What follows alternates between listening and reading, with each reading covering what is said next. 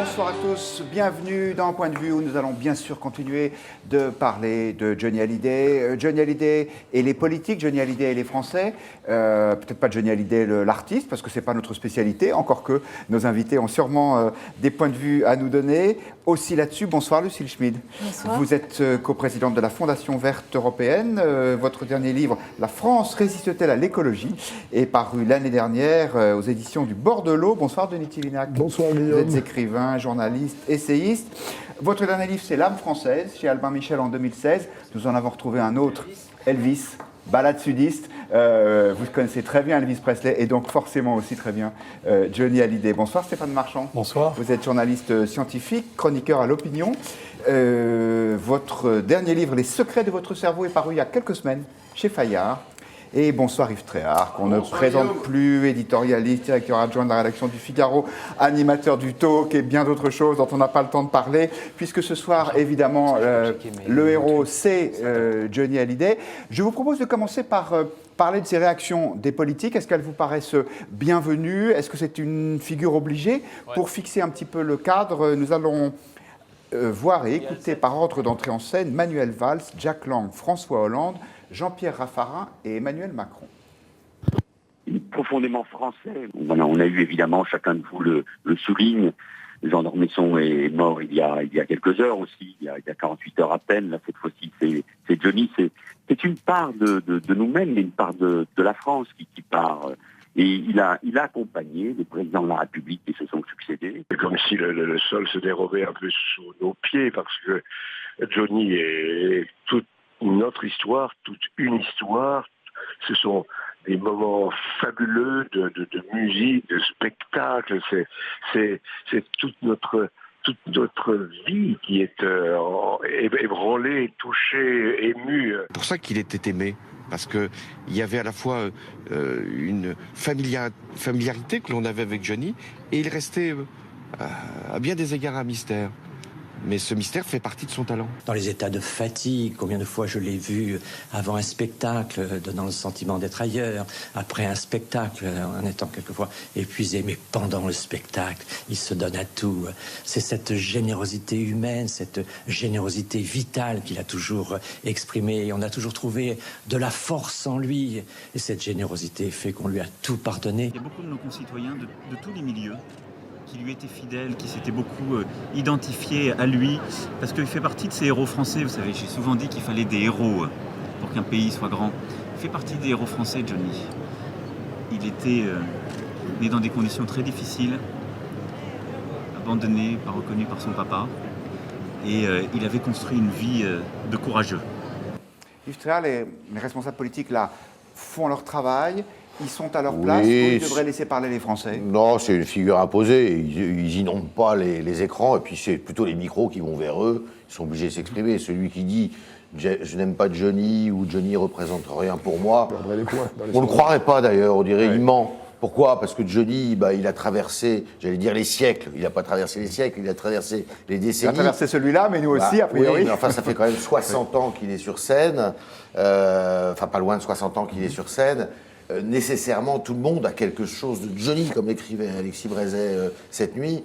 Donc, c'est évident qu'ils sont obligés de se prononcer. Et puis, ils ont le droit, pour certains d'entre eux, d'être de vrais fans. Alors, on écoutait Raffarin, Jean-Pierre Raffarin, il a toujours dit qu'il connaissait très bien Johnny. D'ailleurs, il savait chanter les chansons de Johnny.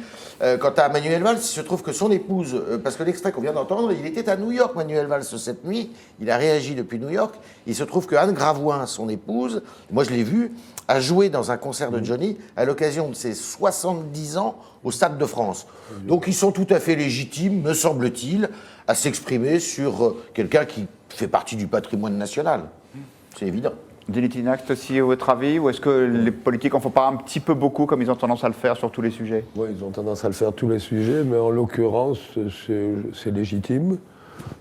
C'est un peu une figure imposée, mais s'il y a bien quelque chose de commun entre Jean Do et Johnny, c'est qu'il n'y a pas d'ennemis. Comme a dit Yves, tout le monde aimait bien Johnny Hallyday. Il l'incarnait, on va dire que Jean Do incarne la version élitiste de notre pays, avec grandeur. Gendarme son de Johnny, l'Académie la version française. plus populaire. Oui, non, pour une fois, ne reprochons pas à nos politiques, on a assez à leur reprocher, là, en l'occurrence à Judici. Je pense que leur émotion est sincère. Je l'ai éprouvé, nous l'avons tous éprouvé. Il incarnait quelque chose de profond dans l'âme populaire de ce peuple depuis mon adolescence. Et d'ailleurs, on ne va pas chercher à vous opposer là-dessus. Vous êtes aussi d'accord, Lucille Schmid, Oui, moi je suis d'accord sur le fait que de toute façon, Johnny Hallyday côtoyait déjà depuis très longtemps en fait les politiques françaises. C'est-à-dire qu'on sait qu'il était régulièrement, il a été dans les meetings de Jacques Chirac, il a accompagné Nicolas Sarkozy, il a déjeuné avec François Hollande, enfin d'une certaine manière. Et puis on voyait dans l'intervention de Jean-Pierre Raffarin une émotion réelle et une proximité amicale. Je crois que ça faisait partie, entre guillemets, des people. C'est-à-dire que ça montre aussi combien les milieux politiques et puis la vie de Johnny Hallyday. D'abord, je crois qu'il les fascinait d'une certaine manière, les politiques, parce que ce qu'a dit Emmanuel Macron, qu'il a sûrement moins côtoyé, était aussi intéressant. Il a commencé à raconter le récit d'un petit chose français qui s'en est tiré d'une manière remarquable et en quelque sorte par sa volonté. Je ne sais pas si c'était aussi simple, mais en tout cas, le récit de la vie de Johnny Hallyday, visiblement, peut fasciner les Français, les politiques. Johnny a commencé avec le général de Gaulle. Et en tout cas, je ne suis pas sûre que Johnny Hallyday savait très bien comment fonctionnait la Ve République, mais il y a quelque chose sur sa proximité avec le politique. Il fascinait les politiques et il était peut-être aussi fasciné par... Il fascinait les politiques par sa longévité et son et énergie, par sa popularité. Et son énergie et sa popularité. Je crois que la bête de scène, c'est aussi une bête de meeting. Hein. Ouais. On va revenir sur ces sujets. Stéphane Marchand, est-ce que ce genre d'hommage, c'est l'occasion aussi pour les responsables politiques de tous bords de montrer qu'ils ont aussi un cœur, que ce ne sont pas juste des technocrates efficaces? Quand on entend Emmanuel Macron, qui est sûrement vraiment ému d'ailleurs, qui parle d'un homme qui n'a pas connu son papa, on est dans l'émotion légitime. On est dans le quasi-pathos, mais faire de la politique, ça J'ai hésité à consiste employer le terme. Faire de la politique, ça consiste à nouer une relation aussi profonde que possible avec un électorat, et il est clair qu'il ne faut pas rater ce genre d'occasion. Parce qu'avec la mort de Johnny, une grande partie du pays est en état de choc. Et les mots que prononcent les hommes politiques, on s'en souviendra. On se souviendra de l'homme politique qui aura été un peu froid aujourd'hui, qui n'aura pas été au diapason du pays. Donc c'est important ce qu'ils disent. Mais en même temps, on voit bien les échelons de génération. Par exemple, Emmanuel Macron, ce sont des phrases très ciselées, mais qui ont été construites. On voit un peu par un service de communication. Raffarin, on voit une émotion réelle. Il insiste sur le fait qu'il a été au contact physique de Johnny Hallyday. Et la relation que les Français ont avec Johnny Hallyday, c'est une relation physique. C'est une relation, c'était la puissance physique incarnée, la vie, le don absolu de soi sur scène. Et donc c'est très important. Si, c'est très important. C'est un moment politique important aussi.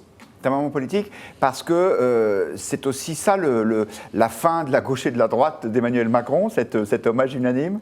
C'est plutôt, la réalité, c'est que les hommes politiques se rêveraient en Johnny Hallyday. Regardez, le consensus complet, une relation totale, une fidélité absolue malgré les erreurs, malgré les fautes, malgré certaines médiocrités, c'est le rêve de tout homme politique. Donc, même s'il a quand même été, chez les hommes politiques, il y a des démocrates. Même s'il a été quand même, il faut le dire, plus proche de la droite que de la gauche. Vous avez cité sa proximité avec Jacques Chirac, avec lequel il avait la même fibre, ça c'est Tony qui pourrait en parler, la même fibre populaire, cette façon de toucher les gens qui existait aussi évidemment chez Chirac. Il était très ami, et ça, il ne l'a jamais caché, ni l'un ni l'autre d'ailleurs, avec Nicolas Sarkozy. On va y revenir d'ailleurs, vous allez voir. Et il était plus proche. Et alors, quand même, alors c'est ça aussi qui est fabuleux, c'est Johnny, on oublie de le dire, la fête de l'humanité. Mais absolument, mais vous allez voir. Et avec cette phrase de Marchais qui dit... Ils ont tellement bien préparé leur émission. Laissez-moi terminer mon discours, il arrive. Dans la séquence suivante. Oui, mais il est quand même, si vous voulez, son mode de vie... c'est quand même l'argent aussi, puisqu'il a gagné beaucoup d'argent. 16 millions en 2016. Fait qu'il est plutôt, c'est vrai, plus proche. On va voir s'il est vraiment un chanteur de droite. Je reviens juste sur cet hommage unanime. Est-ce qu'il n'est pas un peu forcé, par exemple, chez Jack Lang? Est-ce que Jack Lang était vraiment un fan de Johnny Hallyday? Enfin, ce qu'on pressent de ces idées musicales, on n'en est pas complètement certain, mais j'avoue que j'extrapole un petit peu peut-être. C'est Jack Lang quand même. Il aime tout le monde, Jack Lang aussi. Il s'efforce d'apprécier tout.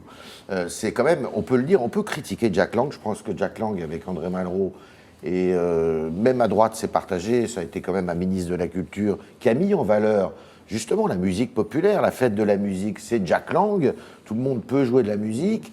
Et Jack Lang est évidemment un prince, un arbitre des élégances culturelles des années Mitterrand. Mais c'est quand même quelqu'un qui allait aussi vers la culture populaire. Et même si ces mots sont peut-être un peu forcés et puis préparés, on peut lui reconnaître une certaine fidélité et filiation par rapport à ce qu'il a été comme ministre de la Culture. Eh bien, c'est très bien. Pas de procès d'intention. Alors, je retire mes réticences sur l'authenticité de Jack Lang dans son témoignage. Moi, ce que je voulais dire, c'est que cette question du consensus, qui est une question importante, de toute façon, il est mort. Donc, il y a aussi le respect par rapport à la mort de quelqu'un. Mais il y a aussi une autre chose, c'est qu'il y a une forme effectivement peut-être de fausseté, parfois du consensus. Je regardais ce qui s'est passé autour du tweet d'Alexis Corbière ce matin, qui a osé dire... De la France Insoumise, député de la France Insoumise, qui a osé dire Johnny est mort, mais la politique continue, et il y a eu une espèce d'indignation. C'était juste pour réagir par rapport à ce qu'a dit Stéphane Marchand, c'est-à-dire que je crois que tout homme politique ne souhaite pas forcément le consensus a priori autour de sa personne. Et donc la question du débat d'idées, elle continue. Je pense qu'en revanche, Johnny Hallyday avait cette espèce de force humaine, d'énergie incroyable, qui au fond lui a attiré les sympathies de la gauche et de la droite. Et c'était authentique. Après, le débat d'idées politiques, il doit continuer. Et on ne doit pas rester dans l'émotion indéfiniment. Non, donc il y a quelque chose de... La République, c'est une république incarnée. Oui. Et on est dans un moment historique avec la dictature de l'image qui fait que si une idée n'est pas incarnée, elle s'effiloche. D'ailleurs, est-ce qu'Emmanuel Macron, en racontant l'histoire fantasmée de Johnny Hallyday, ne veut pas laisser quelque part transparaître un peu de sa propre histoire? Enfin, il y a des choses autour de la projection, évidemment. Si on regarde bien, en dehors, Jean d'Ormesson, Denis a raison de dire que c'était quelqu'un qui était aimé aussi par tout le monde. Et on reviendra à Jean d'Ormesson. Si on reste dans vraiment... La France du peuple, la France populaire, ne connaissait pas Jean d'Ormesson. C'était un inconnu. Si on s'intéresse à la France populaire, effectivement, à la France populaire, c'est toute la France. Il n'y a que 2 personnes aujourd'hui qui peuvent prétendre au statut de Johnny. Il n'y en a que 2, peut-être 3 d'ailleurs. C'est Zinedine Zidane, qui est aimé droite-gauche, pareil, il n'y a pas de barrière, il n'y a pas de... Voilà, chez les riches, chez les pauvres, chez les femmes, chez les hommes, chez tout le monde. Johnny Hallyday, et peut-être, mais il a été plus controversé d'une certaine façon, Michel Platini aussi, vous voyez. Mais voilà, il n'y en a pas beaucoup des gens comme ça. C'est un peu votre truc, là. Oui, mais donnez-moi d'autres. Alors, l'imaginaire collectif, chère madame, pour l'imaginaire collectif, le sport est devenu déterminant. Les Parthénons d'aujourd'hui, c'est les grands stades. C'était pas un peu masculin, c'est-à-dire que je pense que je sais pas, je suis pas sûr que Platini soit à ce point populaire. J'aurais aimé vous citer Annie Famose et Marielle Boitchel. On va rester. Céline Dion serait une candidate. Et Brigitte Bardot peut-être aussi. On le disait, les politiques aiment tous Johnny. Est-ce que Johnny le leur rendait? Pas forcément. Souvenez-vous de cette interview à Daniel Rondeau, c'était en 1998. Il disait « J'aime bien Jacques Chirac ». Denis Tillinac s'en souvient, parce que lui aussi aime bien Jacques Chirac. « J'aime bien Jacques Chirac, mais je suis comme tout le monde, déçu. Même si on oublie qu'il avait hérité d'une France chancelante. Je n'aime pas beaucoup ce qui se passe en politique. Trop de corruption de tous côtés et trop d'hommes politiques qui ne rêvent pas à la France, mais qui rêvent simplement d'être des stars. » Qui a dit que Johnny Hallyday n'était pas intelligent? C'est formidable cette phrase. C'est vrai. Il était intelligent, mais il était aussi modeste. Parce que j'ai retrouvé une phrase de lui disant « Je regrette les bêtises que j'ai dites sur la politique par maladresse. Cela m'a renvoyé à ce que je suis, un musicien qui n'est pas armé pour parler de politique. » Donc c'était un homme modeste. D'ailleurs, il était très en réserve sur tous ces sujets. On va le revoir. Je salue tous les internautes qui nous rejoignent pour donner leur hommage à Johnny. Patrick, nous chanterons toujours tes chansons de Johnny, repose en paix. Philippe, je l'ai vu lors de son dernier concert au Stade de France, c'est la chance d'être invité en VIP, un grand moment. Et puis Eric qui nous dit, la mort de Johnny Hallyday, c'est comme perdre une couleur à notre drapeau français. Et ce serait quelle couleur?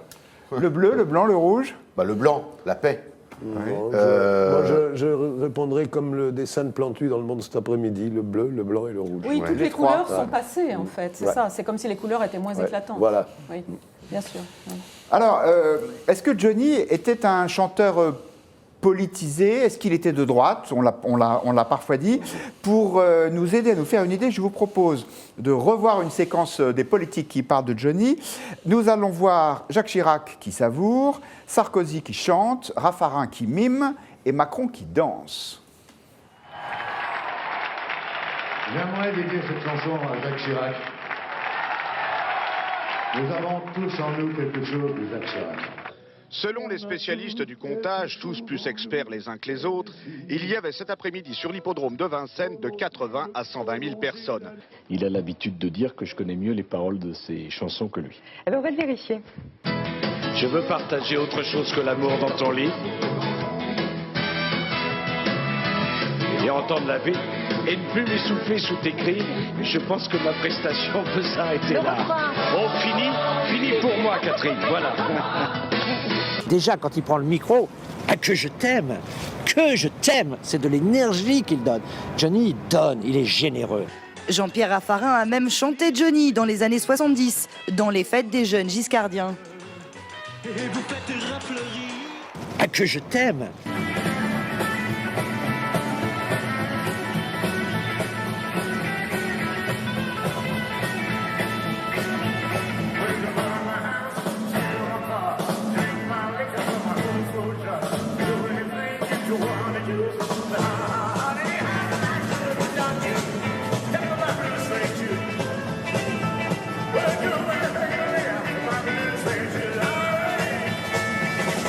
Et Denis Tillina qui ne dansait pas comme Macron, mais qui chantait comme Johnny. C'était une chanson d'Elvis Presley, en l'occurrence, Blue Sweat Shoes. Rappelez-nous laquelle c'était. Blue Sweat Shoes.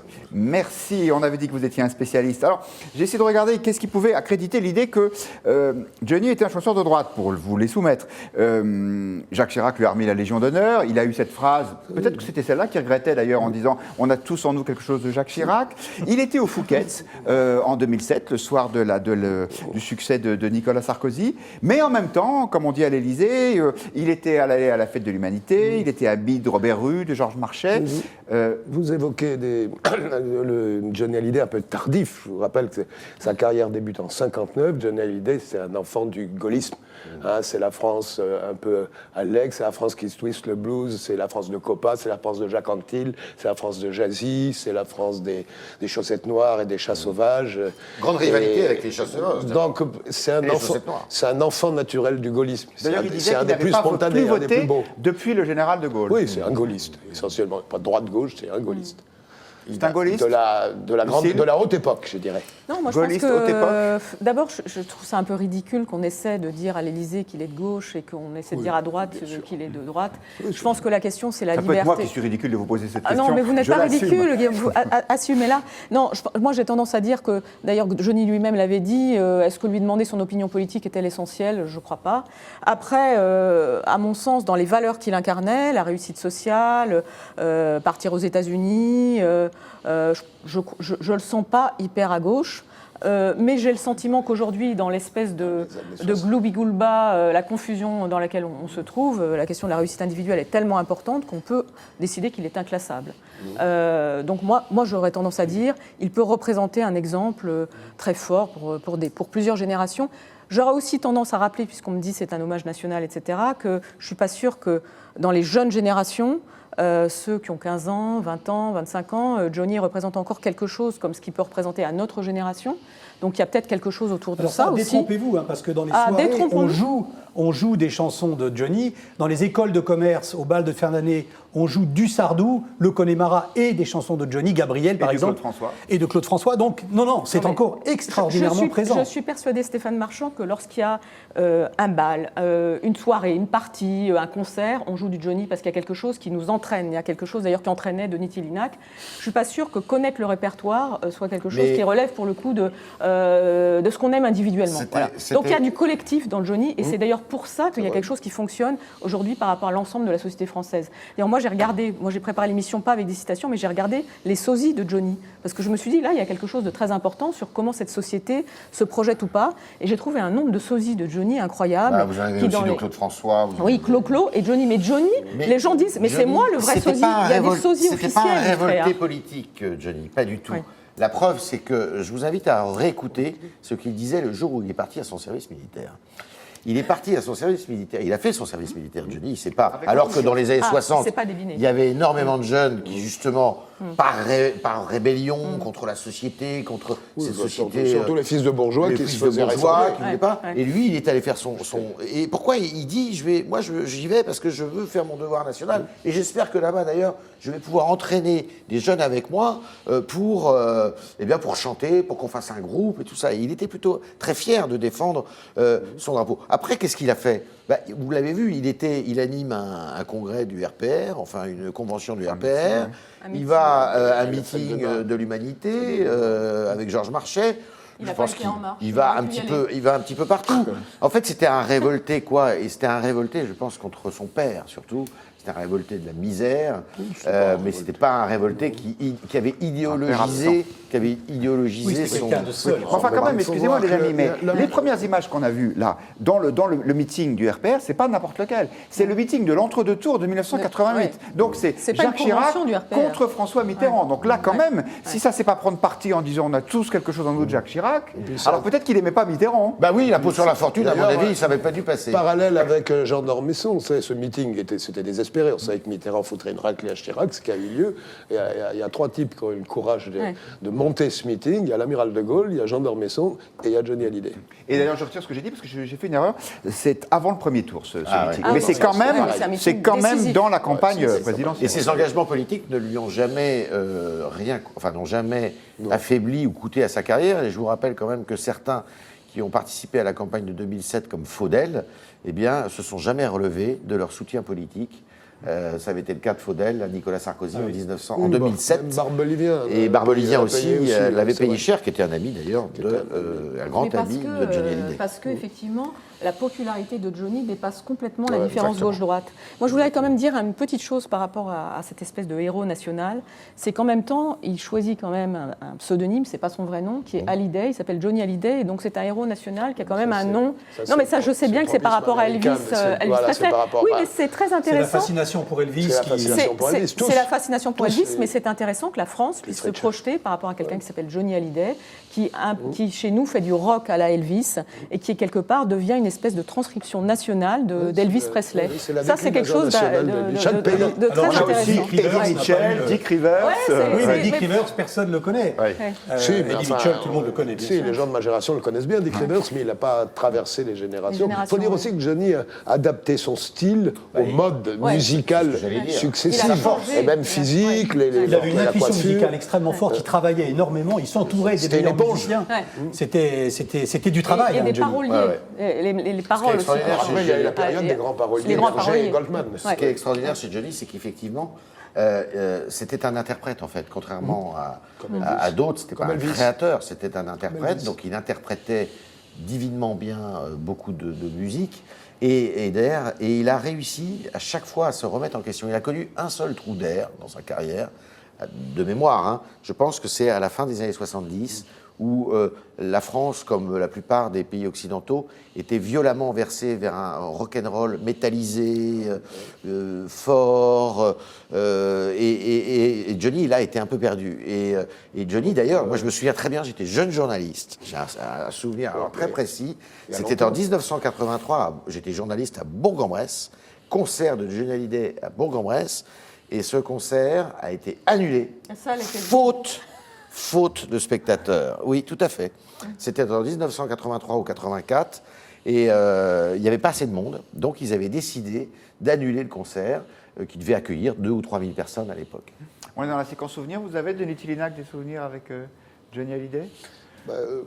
Oui, des souvenirs d'adolescence, parce que vraiment, c'était, je veux dire, c'était un espèce de modèle.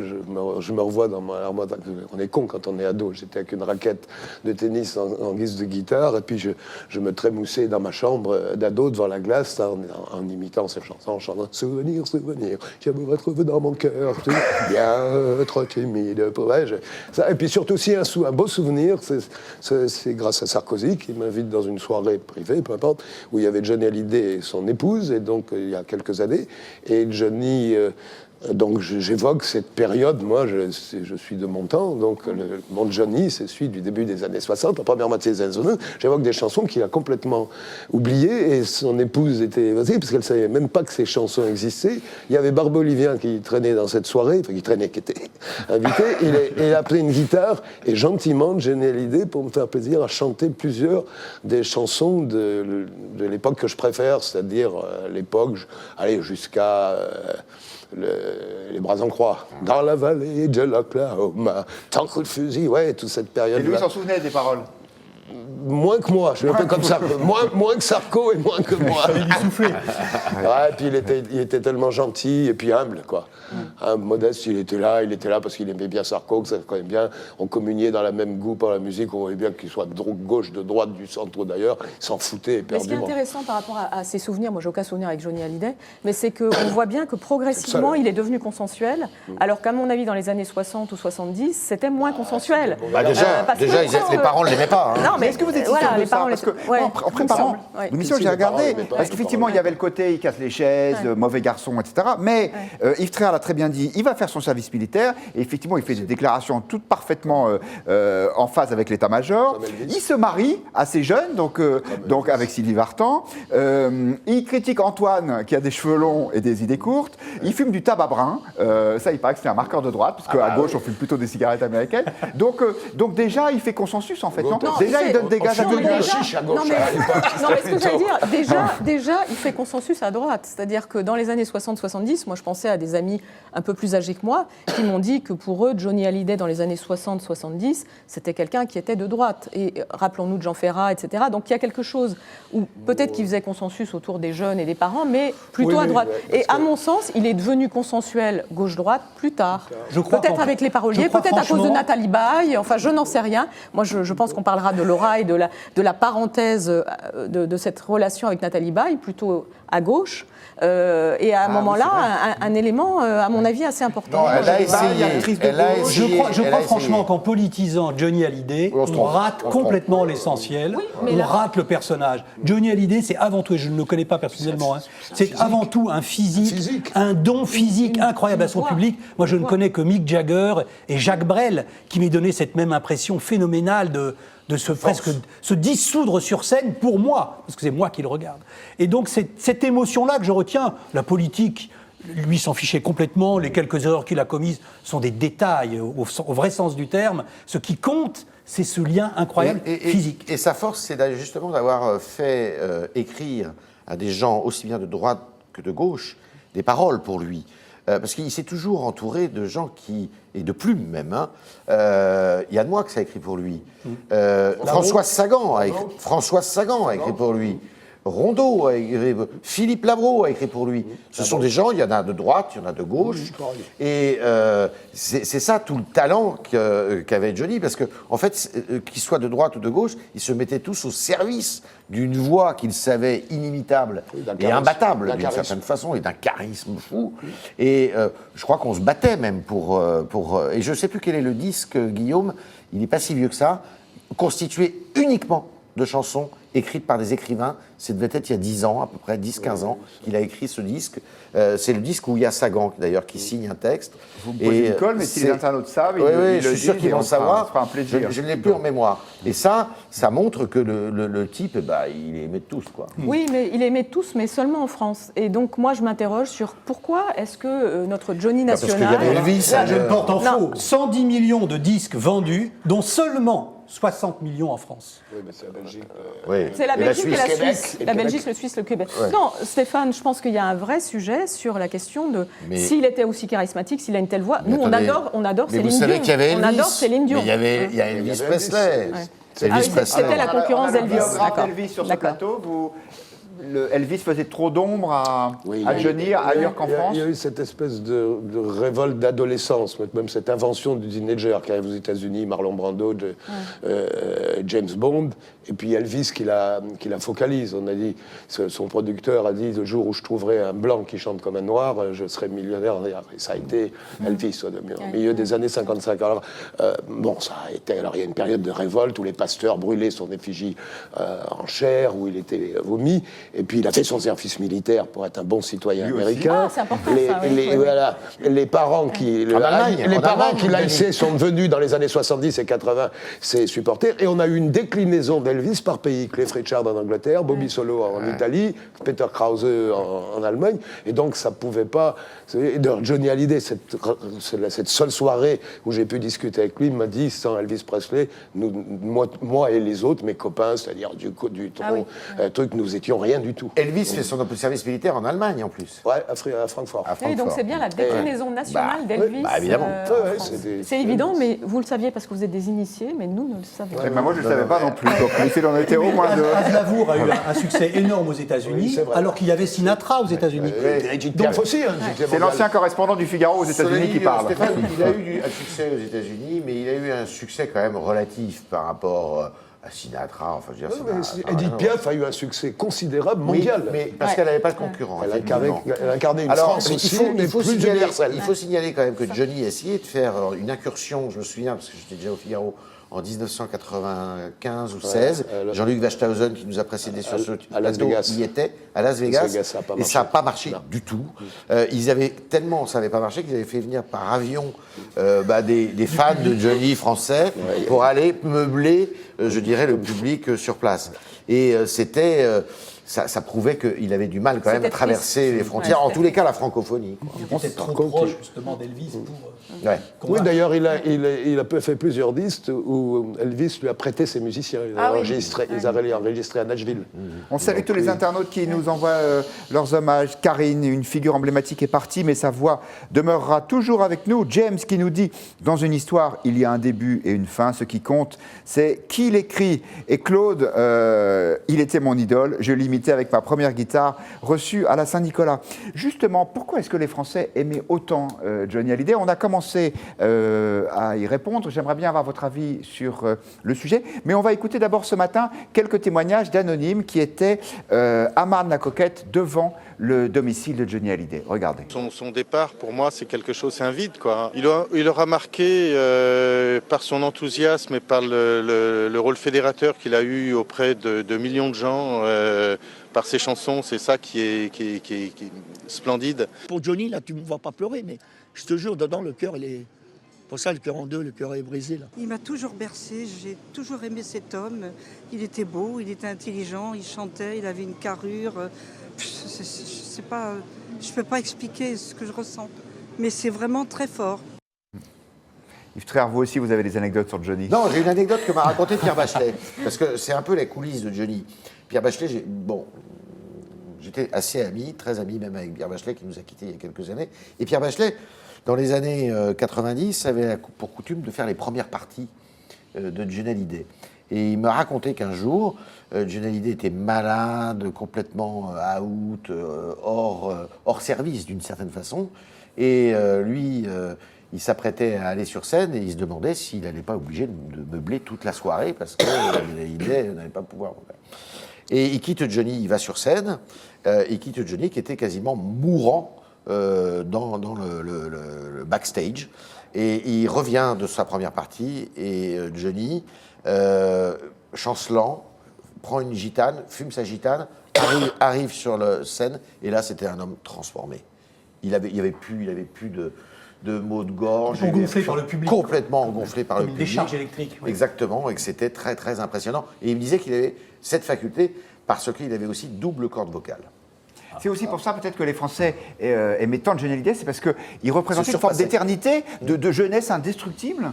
Ouais. Malgré toutes les difficultés, malgré toutes les crises, tous les excès, tous les abus. Parce que c'était un géant, une force de la nature, de l'énergie primale pure, et en même temps quelqu'un de très fragile. On connaissait son passé, on savait qu'il avait été abandonné par son père, que ça avait été une tragédie, et ce qu'il chantait était magnifique, et ce qu'il disait était parfois très touchant. Par exemple, il avait dit un jour, le bonheur n'existe pas, il n'y a que la douleur, quand on lui a demandé de résumer sa vie. Et ça, ce sont des choses que les Français ont intégrées comme une espèce d'émotion qu'ils ne disent pas, mais qui est là. Les Français... Je pense qu'il y a un truc... Non, pardon. Non, moi, ce que je voulais dire, c'est qu'à mon avis, il s'est transformé aussi en même temps que la société française. C'est-à-dire que je crois que ce que les gens aiment, c'est la pérennité de Johnny, qui a pu reconstruire 3-4 fois sa vie, toujours avec la même énergie et, à mon avis, la même sincérité. Je pense que, par exemple, la dernière fois, quand il s'est remarié, je pense que tout le monde s'est dit « Oh, ça va craquer au bout de 1 an, 2 ans, avec une femme trop jeune, etc. » Et en fait, elle était un peu malheureuse. Oui, mais je pense qu'il y a quelque chose autour de sa capacité à revivre et avec une forme d'enthousiasme qu'on n'a pas forcément tous. Hein. Donc il y a une espèce de... ou je ne sais pas, ou le phénix, la résilience. On appelle ça la résilience. Et c'est pour ça d'ailleurs que même 2 jours avant sa mort, finalement, on nous disait qu'il allait très bien. Je pense qu'il y avait une espèce d'envie de croire qu'il était immortel, qui est certainement particulière. Puis moi, je crois qu'il y a une projection sur Johnny, comme disait Stéphane Marchand, il y a cette espèce de fragilité qu'on ressent, et en même temps ce talent incroyable, c'est-à-dire que dès qu'il arrive sur scène, il est transformé. Chacun d'entre nous peut se dire qu'il est comme ça. Non, mais que... aimerait comme ça. Moi, je crois que je pense qu'il y a quelque chose de projectif. Le peuple français sentait perçoit nos élites comme cyniques, glaciales et arrogantes. Et les gens sentaient que c'était un bon gars, quoi. C'était un brave mec. Il avait du cœur, il était sincère, il n'y a pas une ombre de si. Mais sinon, je pense quand même que fondamentalement, le mythe initial, c'est le mythe de l'éternelle jeunesse. C'est la jeunesse, quand même. C'est quelque chose de frais, de juvénile, de printanier. La France glorieuse. La France était jeune. Elle était puissante. Elle était respectée. Elle était respectée, et puis on était heureux de... Enfin, je veux dire, pour moi, quand il chantait « Pour moi, la vie va commencer », on a l'impression qu'il nous ouvrait toutes les portes du bonheur. Elles se sont fermées vers 67. Après, ça s'est gâté. Et ça continue. Mais bon... Je ne vais pas vous désespérer, non. Mais non, on ne désespère pas. Valentin Pilate du Figaro.fr nous a rejoint. Bonsoir Valentin. Bonsoir Guillaume. Sans surprise, c'est un raz-de-marée sur Twitter. Un raz-de-marée, oui, comme tu dis, un raz-de-marée de tweets notamment. Plus de 140 000 tweets avec le hashtag Johnny Hallyday sur la journée. C'est plus du double par rapport à ce matin, comme nous le montre ce graphique. Absolument parlant. Aujourd'hui, c'est vraiment le sujet qui envahit Twitter, donc avalanche de tweets. Et parmi ces tweets, quand on posait la question pourquoi les Français aiment-ils tant Johnny Hallyday, non seulement pour toutes les raisons que vous venez tous d'aborder ici, mais pour plein d'autres, notamment pour cette raison que nous dit Camille sur Twitter, parce qu'on a tous un parent qui le mettait à fond dans la maison, on a tous grandi avec lui. Ou encore cet autre internaute qui a carrément mis la photo de Johnny Hallyday en photo de profil avec écrit « Repose en paix » dessus. Parce qu'on a grandi avec lui, nous avons tous des souvenirs avec ses chansons. Nous avons également cet internaute sur Twitter qui nous précise « Parce qu'il chantait et parlait pour et à tout le monde, Johnny Hallyday était un artiste qui rassemblait, un exploit dans notre nation aujourd'hui si profondément divisée. » Les internautes du Figaro sont également attristés donc, du coup, par cette nouvelle. Honneur à ce vivant parmi les vivants, icône d'un chant, d'une langue, d'un souffle, d'un peuple. Après Piaf, il faudra sans doute longtemps attendre avant de retrouver une telle incarnation. Encore un autre internaute du Figaro, 2 piliers de la France qui sont partis. Hier, Jean d'Ormesson pour la littérature et aujourd'hui Johnny pour la musique. Juste avant les fêtes, comme c'est triste, l'un vivait pour l'écriture, l'autre incarnait la chanson française. Et on va revenir effectivement... Oui, autant pour moi. En fait, à vrai dire, il n'y a pas du coup que les internautes qui réagissent, mais également les lieux dans lesquels s'est produit Johnny Hallyday. En l'occurrence, le compte Twitter de l'Accor Hotel Arena, avec cette photo souvenir de son premier passage chez eux en 1987. Le compte Twitter de la Tour Eiffel également a tweeté pour rendre hommage à Johnny Hallyday. J'aurai toujours quelque chose en moi de Johnny Hallyday. La gendarmerie nationale également rend hommage quand Johnny Hallyday était le soldat Smet. Ou encore Emmaüs France, tu as une responsabilité importante par ta profession, par la notoriété. Il faut que ça serve à un monde qui est malade, disait l'abbé Pierre à Johnny Hallyday. J'en passe évidemment, il y avait les clubs de foot ou encore l'armée de l'air. Énormément de réactions aujourd'hui sur Twitter. Y compris d'ailleurs de l'Église catholique, le cardinal Barbarin, qui avait succédé à Johnny Hallyday à l'hôpital de Fort-de-France, et qui prie pour lui, et l'aumônier du spectacle qui organise une veillée de prière à Saint-Roch, à Paris. Un mot de commentaire sur ces tweets. Ils ne vous surprennent pas, mais quand même si on s'y attendait, nous autres journalistes, ça fait quand même des mois qu'on s'est dit ça va être énorme, mais on est quand même surpris, non? Oui. On est surpris, oui, mais on s'attendait à ce qu'il y ait... si vous voulez, encore une fois, je crois qu'il n'y a pas une autre personnalité qui peut dégager pareille tendresse, finalement. Parce que c'est une tendresse que la France dégage aujourd'hui. C'est exactement. Hein, c'est exactement ça.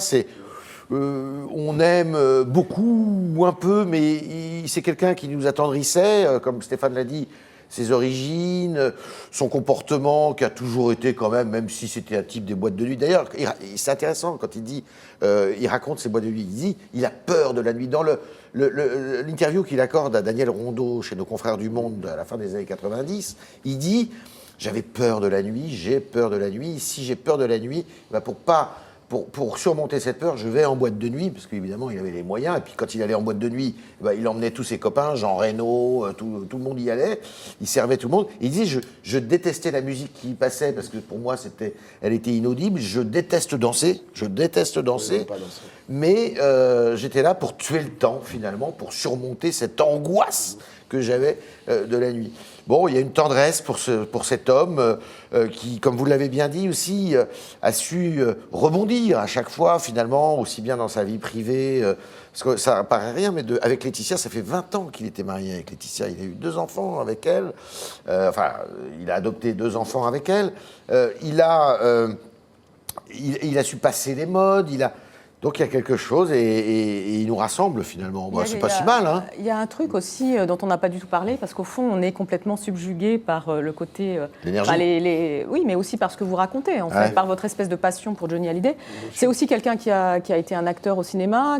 Moi, ce que je trouve, c'est qu'il a pris des risques. Je trouve que, par exemple, quand il a rencontré... moi, c'est vrai que je suis très sensible au truc avec Nathalie Baye. C'est pour des raisons évidentes.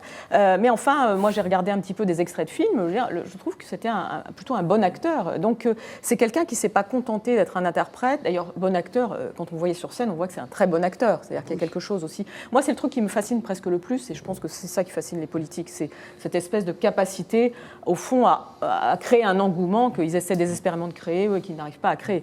Donc il y a tout ça qui est, à mon avis, assez extraordinaire. Et puis, moi, je me demandais quand même une chose, c'est que cette espèce de bouffée d'émotions là, énorme qu'il y a aujourd'hui, je me demande si elle va durer, je me demande ce qui va se passer dans la durée par rapport à ça. Parce que... Non, mais c'est important, parce que on est quand même dans un moment, une société extrêmement émotionnelle, où quelque part l'émotion est presque trop forte tout de suite, et ensuite, est-ce qu'elle dure ? Voilà. Ouais. Je me pose cette Souvenez-vous, la victoire de la France à la Coupe du Monde en 1998, ça a duré le temps de quelques jours. Oui, on s'en souvient quand même. Moi, j'ai l'impression qu'il n'y a pas eu une émotion pareille, me semble-t-il, depuis la mort de De Gaulle en novembre 70, excusez-moi.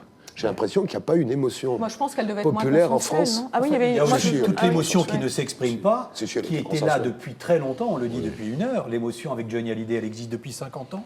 Et donc elle va continuer, à mon avis, intacte. Aujourd'hui, c'est une explosion, c'est une expression, c'est tout ce qui change. En écoutant sa musique. L'émotion, elle est sûrement palpable aussi à Marne-la-Coquette, devant le domicile de Johnny Hallyday et de sa famille. Nous allons rejoindre tout de suite Jérémy Pontieux. Oui, Jérémy, vous êtes là. On me dit que Brigitte Macron, l'épouse du président de la République, serait peut-être en route ou même déjà présente à Marne-la-Coquette. Est-ce que vous avez cette information ? Je ne vais pas la rajouter non plus. Ouais. Alors pour l'instant, effectivement, je n'ai pas cette information. J'observe de moi-même, je ne vois pas encore de la présence de Brigitte Macron ici. Alors peut-être qu'il est possible qu'elle puisse arriver dans les minutes qui arrivent, c'est pas impossible. Ce qui est sûr en tout cas, c'est que Emmanuel Macron, qui lui est en visite en Algérie actuellement, a expliqué qu'il rendrait hommage à Johnny Hallyday, quand on ne le sait pas exactement, et que la journée en revanche d'hommage, de deuil national, en tout cas on n'a pas encore toutes les informations peuvent arriver. Ce que je peux vous dire en tout cas ici, c'est que les fans, eux, continuent d'entonner Johnny Hallyday. Les chansons, on en a croisé plusieurs, et certains viennent de loin. Voilà, c'est ce que je peux vous dire pour l'instant. Le flux des admirateurs ne faiblit pas depuis ce matin, bien que le soir soit tombé. Et qu'il fait froid.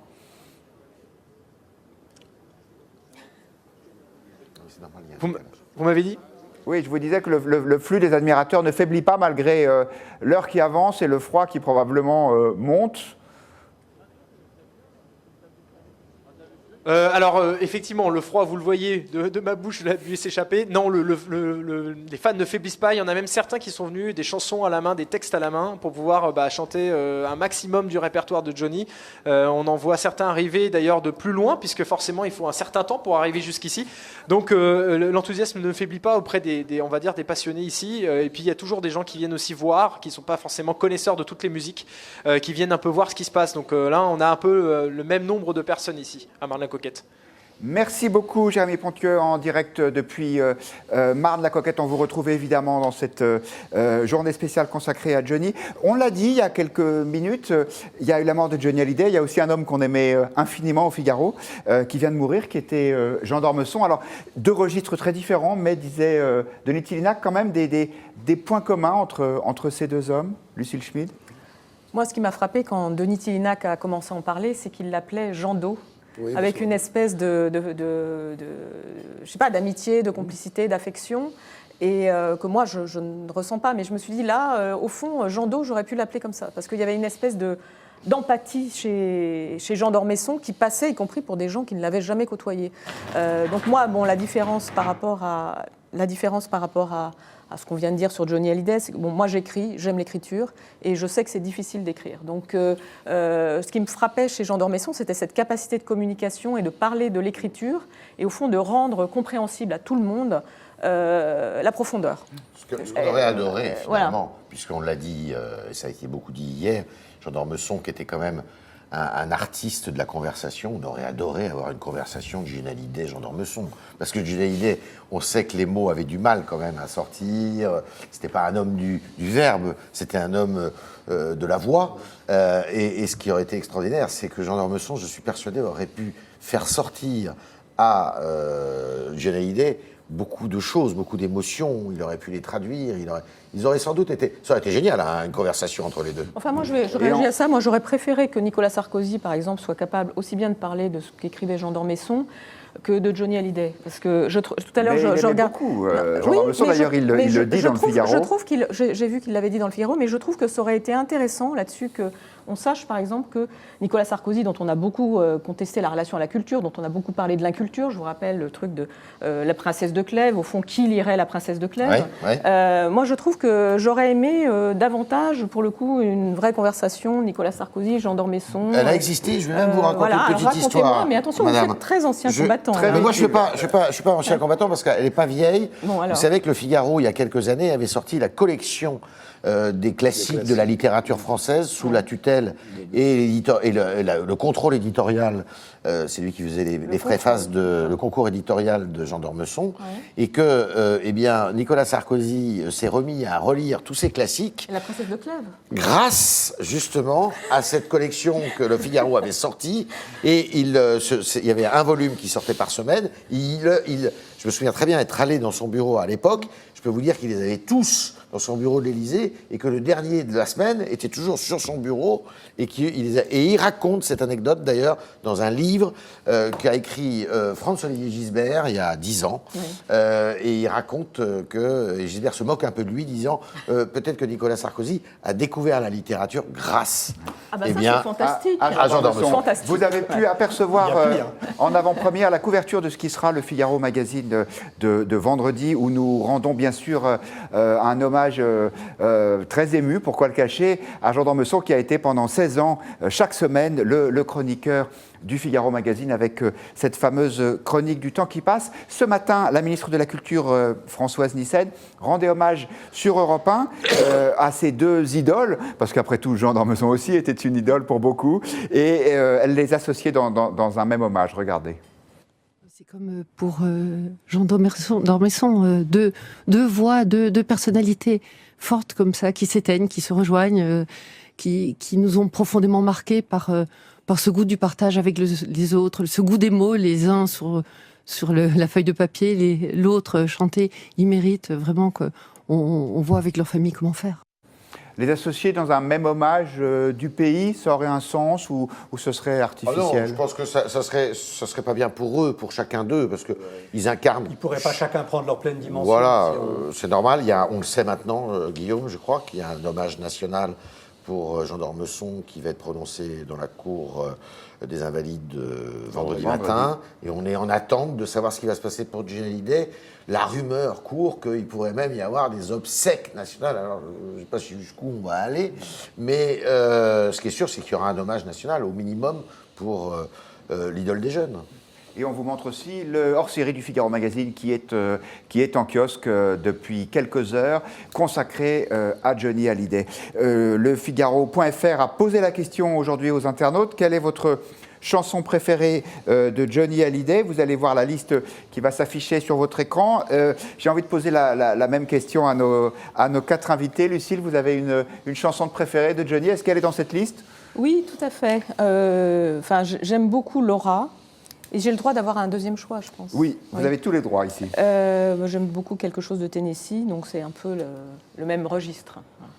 Stéphane Marchand ? Moi, la chanson que je préfère, c'est celle dans laquelle il y a la parole « J'ai oublié de vivre », mais je ne connais pas le titre de la chanson. Voilà, j'espère que les internautes... On pourrait vous la chanter, mais... oui. Yves ? Moi, celle que je préfère, c'est quand il était justement un peu dans le creux de la vague, c'est... Jolie Sarah, je trouve que c'est une magnifique chanson.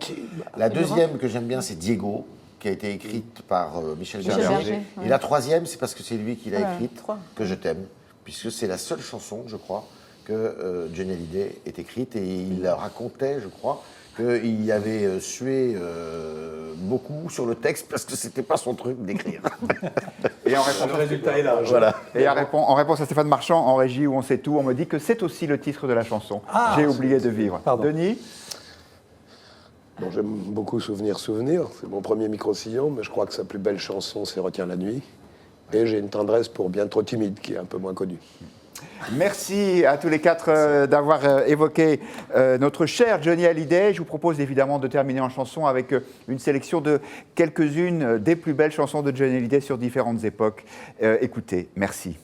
Retiens la nuit pour nous deux jusqu'à la fin du monde. Retiens la nuit pour nos cœurs dans sa course vagabonde. Serre-moi fort contre ton corps. Il faut qu'à l'heure des folies, le grand amour raye le jour et nous fasse oublier la vie. Les gens m'appellent l'idole des jeunes. Il en est même qui m'envie. Mais ils ne savent pas dans la vie que parfois je m'ennuie. La nuit, quand revient la nuit, tout seul je m'ennuie. Je pense à toi quand revient la nuit, la lune qui brille. Tu la vois aussi, mais trop loin de moi. Noir c'est noir, il n'y a plus d'espoir. Oui, gris c'est gris, et c'est fini. Oh, oh, oh, oh. Ça me rend fou. J'ai cru à ton amour et je perds tout. Quand tes mains voudraient bien, quand tes doigts n'osent pas, quand ta pudeur dit non, une toute petite fois.